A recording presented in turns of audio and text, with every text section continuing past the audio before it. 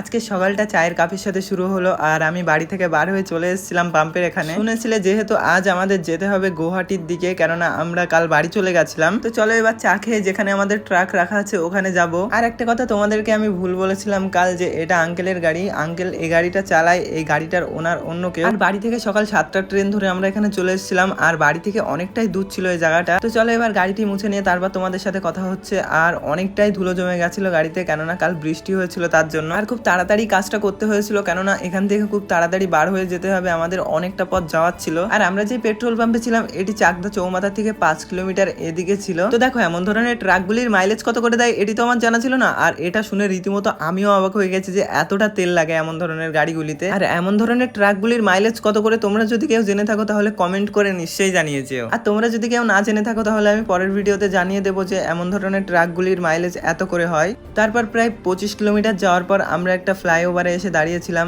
আর এটি ছিল শান্তিপুরের এখানে। আর তোমরা যদি কখনো NH-12 হয়ে শান্তিপুরের এদিকে এসে থাকো তাহলে তো তোমরা জানোই যে রাস্তার সাইডে কত বড় বড় আম গাছ আছে। আর ভাই এটা আমার বাড়ির কাছে, তবুও আমি জানতাম না যে এত বড় বড় আমের বাগান আছে এদিকে। আর এই যে টোল প্লাজাটি দেখছো এটার নাম আমার মনে নেই, এটা আর কি বেথুয়াডোরির ওদিকে ছিল। আর তোমরা গুয়াহাটির ওদিকে যেয়ে থাকলে তোমরা তো জানো যে কতটা টোল প্লাজা পড়ে রাস্তাতে। সিরিয়াসলি ভাই টোল পার করতে করতে মাথা নষ্ট হয়ে যাবে। তারপর ওখান থেকে প্রায় আমরা পলাশির এদিকে এসে আর কি আমাদের গাড়ির DF ফুরিয়ে গেছিল, তার জন্য আমরা DF ফিল করে নিচ্ছিলাম। আর এই DF এর সিস্টেমটা আমি ফার্স্ট টাইম দেখলাম, এটা আর কি ইউরিয়া সারের জল খুব সম্ভবত। আমাদের DF ফিল করা হয়ে গেলে আমরা একটা পাম্পের সাইডে গাড়ি রেখে আর কি স্নান করতে চলে এসেছিলাম। ভিডিওর প্রথমে তোমাদেরকে বললাম যে সকাল 7টার সময় বাড়ি থেকে বার হয়েছে, তার জন্য স্নান করা হয়নি। আর খুব তাড়াতাড়ি স্নান করে ওখান থেকে খেতে চলে এসেছিলাম, কেননা ভীষণ খিদে লেগেছিল। সেই সকালে বাড়ি থেকে বার হয়েছে, তাও না খাওয়া দাওয়া করে। আর ভাই বাড়ির বাইরে যে কোনো জায়গায় খাওয়া দাওয়া করলে আমি আর কি মাংস মাছটা অ্যাভয়েড করি, কেননা ফ্রেশ থাকবে কিনা তারও কোনো গ্যারান্টি থাকে না। তো যাই হোক, তোমরা লাস্ট পর্যন্ত ভিডিওটি কে কে দেখেছো কমেন্ট করে নিশ্চয়ই জানিয়ে যাবে। তো দেখা হচ্ছে পরের ভিডিওতে, ততক্ষণের জন্য টাটা।